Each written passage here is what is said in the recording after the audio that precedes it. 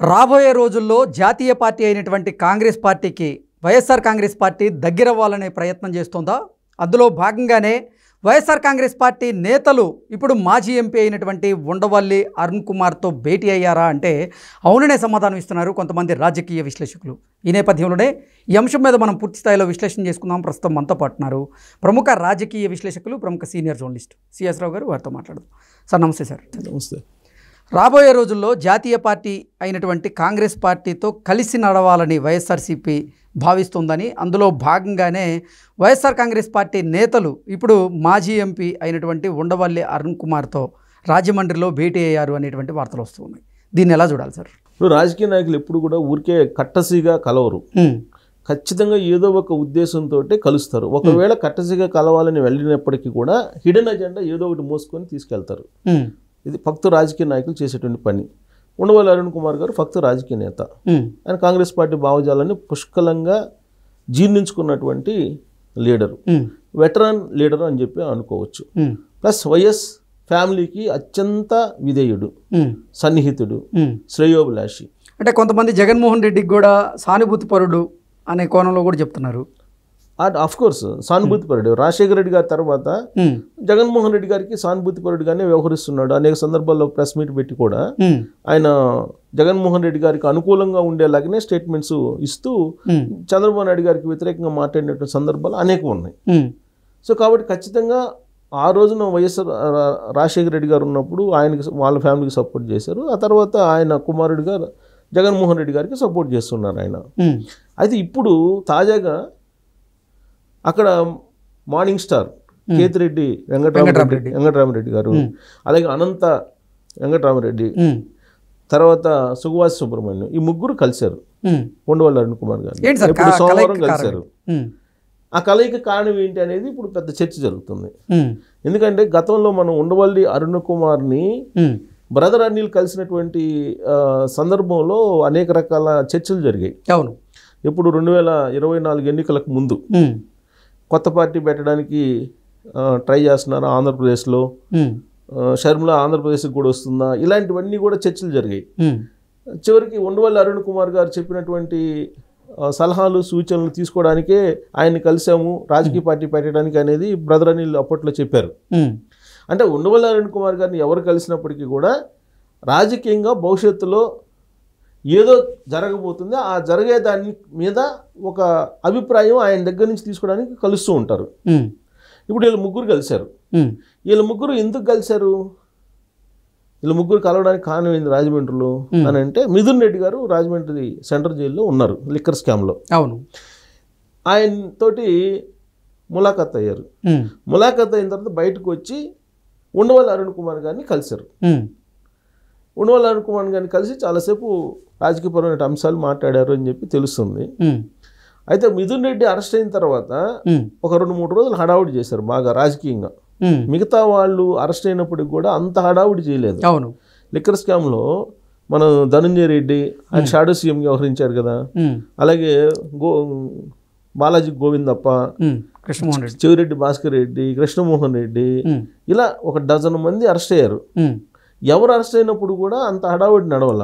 ఒక మిథున్ రెడ్డి గారు అరెస్ట్ అయినప్పుడు మాత్రమే హడావుడి జరిగింది. అవును. ఆ మిథున్ రెడ్డి గారి అరెస్టు జరిగిన తర్వాత రాష్ట్ర వ్యాప్తంగా అసలు ఆయనకు మద్దతు పలకాలని కొత్త ప్రయత్నాలు కూడా చేశారు. కానీ వైఎస్ఆర్ కాంగ్రెస్ పార్టీ శ్రేణులు బయటికి రాల. ఫస్ట్ 1-2 రోజులు ఏదో మీడియాలో కనిపించారు తప్పితే తర్వాత ఏం కనిపించలేదు. వరుసగా ములాఖతులు తీసుకోవాలి, ఆయన కలవాలి అనేది కూడా నిర్ణయించుకున్నారు వైఎస్ఆర్ కాంగ్రెస్ పార్టీలో అంతర్గతంగా, అనఫిషియల్గా, అంటే ఆఫ్ ది రికార్డు. కానీ ములాఖత్కు కూడా ఎవరు పెద్దగా వెళ్ళట్లేదు. కానీ ఇప్పుడు ములాఖత్కి వీళ్ళు ముగ్గురు వెళ్ళి వచ్చిన తర్వాత ఉండవల్లి అరుణ్ కుమార్ గారితో భేటీ అయ్యారు. వీళ్ళు భేటీ అయ్యి అసలు ఏం మాట్లాడుకొని ఉంటారు అనేది ఒక పెద్ద చర్చ. ఎందుకు అని అంటే, యాక్చువల్గా ఉండవల్లి అరుణ్ కుమార్ గారు ఆయన కాంగ్రెస్ పార్టీ భావజాలాన్ని నరనరాన జీర్ణించుకున్నటువంటి వ్యక్తి. రాజశేఖర రెడ్డి ఫ్యామిలీ కన్నా కూడా ఇందిరా ఫ్యామిలీ రాజశేఖర రెడ్డి ఫ్యామిలీ పక్క పక్కన పెడితే నీకు ఏ ఫ్యామిలీ కావాలంటే ఇందిరా ఫ్యామిలీ కావాలంటాడు ఆయన. జనరల్గా ఆయన మనస్తత్వం తెలిసినటువంటి వాళ్ళు చెప్పేటువంటి మాట. ఓకే. సో కాబట్టి ఆయన ఇప్పుడు వైఎస్ఆర్ కాంగ్రెస్ పార్టీని కాంగ్రెస్ పార్టీలోకి తీసుకెళ్లాలని ప్రయత్నం చేస్తారా, లేదంటే కాంగ్రెస్ పార్టీని వైఎస్ఆర్ కాంగ్రెస్ పార్టీలోకి తీసుకురావాలని ప్రయత్నం చేస్తారా?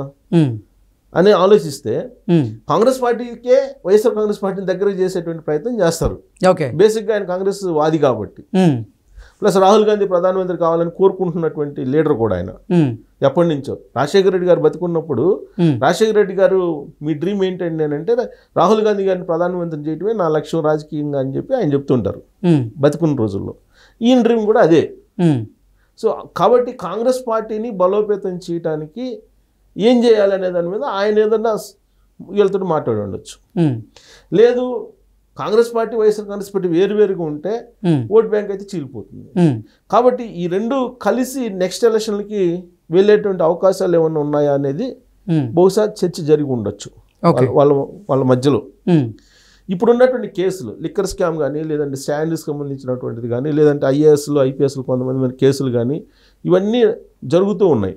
జరుగుతున్నటువంటి క్రమంలో ఈ మధ్యకాలంలో ఉండవల్లి అరుణ్ కుమార్ గారు జగన్మోహన్ రెడ్డి గారు చాలా తప్పు చేశారు, ఇంకా వైఎస్ఆర్ కాంగ్రెస్ పార్టీ మళ్ళీ అధికారంలో రావడం అనేది కష్టం అనేటువంటి యాంగిల్లో మాట్లాడారు మీడియాలో.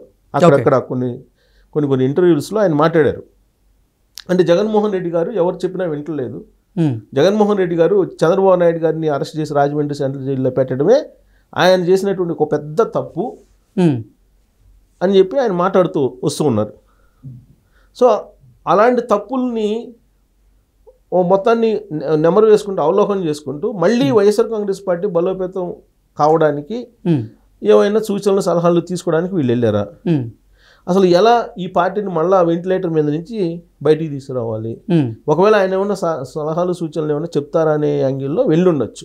అయితే వాళ్ళు స్వతహాగా అంటే కాంగ్రెస్ పార్టీకి దగ్గరయ్యే ప్రయత్నం కూడా ఇప్పుడు వైఎస్ఆర్ కాంగ్రెస్ పార్టీ చేస్తున్న దాంట్లో భాగంగా ఈ వైకాపా నేతలు కలిసి ఉండొచ్చు కదా.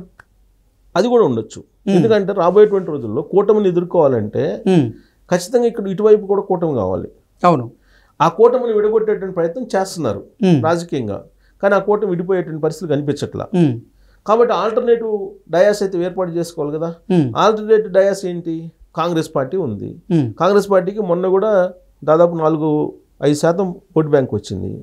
కమ్యూనిస్టులు ఉన్నారు. కమ్యూనిస్టులు, కాంగ్రెస్, వైఎస్ఆర్ కాంగ్రెస్ పార్టీ కలిసి వెళ్ళేటువంటి పరిస్థితులు ఉన్నాయా, అలా వెళ్తే గెయిన్ కాగలమా అనేది ఒకటి చర్చించి ఉండొచ్చు. అసలు వీళ్ళ ముగ్గురు జగన్మోహన్ రెడ్డి గారి ప్రమేయం లేకుండా ఆయన్ని కలిసి ఉంటారా? కలిసే అవకాశం ఉందా? ఆ పరిస్థితి అయితే ఉండదు. కాంగ్రెస్ పార్టీ, వైఎస్ఆర్ కాంగ్రెస్ పార్టీ గురించి తెలిసినటువంటి వాళ్ళు ఆ పరిస్థితి ఉండదు అనేది చాలా క్లియర్గా అర్థమవుతుంది. ఎందుకంటే ఢిల్లీలో వైఎస్ఆర్ కాంగ్రెస్ పార్టీ ఎంపీలు గెట్ టుగెదర్ పెట్టుకుంటే అదేదో ఆయన ఎవరో ఇన్వైట్ చేస్తే అక్కడికి వెళ్ళారని చెప్పేసి చివాట్లు పెట్టారు. అలాంటిది ములాఖత్కి వెళ్ళమంటే అక్కడ ఉన్న వాళ్ళ దగ్గరికి ఎందుకు వెళ్ళారని చెప్పి ఆయన క్వశ్చన్ చేస్తారు కదా. పైగా వెళ్ళినటువంటి వాళ్ళు ఎవరు? హార్డ్ కోర్ జగన్మోహన్ రెడ్డి గారికి సన్నిహితులు. కాబట్టి జగన్మోహన్ రెడ్డి గారికి తెలియకుండా ఉండవల్లి అరుణ్ కుమార్ గారిని వాళ్ళ ముగ్గురు అయితే కలిసి ఉండరు. జగన్మోహన్ రెడ్డి గారే బహుశా కలవ ముందు చెప్పు ఉండొచ్చు. ఒకనొక సందర్భంలో మనం విన్నాం, అసలు ఉండవల్లి అరుణ్ కుమార్ గారిని ఒక సలహాదారుగా పెట్టుకోవాలనేటువంటి ఆలోచన అప్పట్లో చేస్తున్నారని. కానీ జగన్మోహన్ రెడ్డి గారే ఆయన సలహాలు అవసరం లేదని చెప్పి దూరంగా పెట్టారు ఆయన్ని, ఎవరిని? ఉండవల్లి అరుణ్ కుమార్ గారిని. బట్ ఇప్పుడు కష్టకాలంలో ఉన్నారు కాబట్టి, పైగా ఫ్యామిలీ డిస్ప్యూట్స్ కూడా ఉన్నాయి కాబట్టి ఇప్పుడు ఉండవల్లి అరుణ్ కుమార్ దిక్కంటారా? ఉండవల్లి అరుణ్ కుమార్ గారిని పిలిచి సలహాలు సూచనలు తీసుకునేటువంటి ఛాన్సెస్ కూడా లేకపోలేదు. పైగా జాతీయ స్థాయిలో కూడా ఆయనకి గుర్తింపు ఉంది. కాంగ్రెస్ పార్టీతో కలిసి నడిచేటువంటి ప్రయత్నం జగన్మోహన్ రెడ్డి గారు భవిష్యత్తులో చేసేటువంటి ఛాన్సెస్ కూడా లేకపోలేదు. వీటన్నిటి దృష్ట్యా బహుశా ఈ ముగ్గురు ఉండవల్లి అరుణ్ కుమార్ గారిని కలిసి ఉండొచ్చు. ఆయన ఏదో సలహాలు సూచనలు ఇచ్చి ఉంటారు. రేపు ఎల్లుండి ఎవరొకరు ఒకవేళ ఆయన ఇంటర్వ్యూలు ఇస్తే కనుక ఖచ్చితంగా బయట పెడతారు. ఆయన బయట పెట్టకుండా అయితే ఉండరు. సో కాబట్టి ఆయన బేసిక్గా తెలుగుదేశం పార్టీ వ్యతిరేకి. తెలుగుదేశం పార్టీ అధికారంలో ఉండకూడదు అనుకుంటారు ఆయన. కాంగ్రెస్, వైఎస్ఆర్ కాంగ్రెస్ పార్టీ అధికారంలో ఉంటే ఆయనకి హ్యాపీయే. కాబట్టి ఇప్పుడున్నటువంటి కూటమిని ఏ విధంగా దించేయాలనేటువంటి సలహాలు సూచనలు ఆయన ఖచ్చితంగా ఇచ్చి ఉంటారు. ఇచ్చే అవకాశాలు కూడా ఉన్నాయి. సో కాబట్టి బహుశా అందుకే కలిసి ఉంటారు. రాబోయేటువంటి రోజుల్లో కాంగ్రెస్, వైఎస్ఆర్ కాంగ్రెస్ పార్టీ కలవడానికి ఈ భేటీ అనేది ఒక పునాది అని చెప్పి అనుకోవచ్చు. Okay sir, thank you so much. Thank you.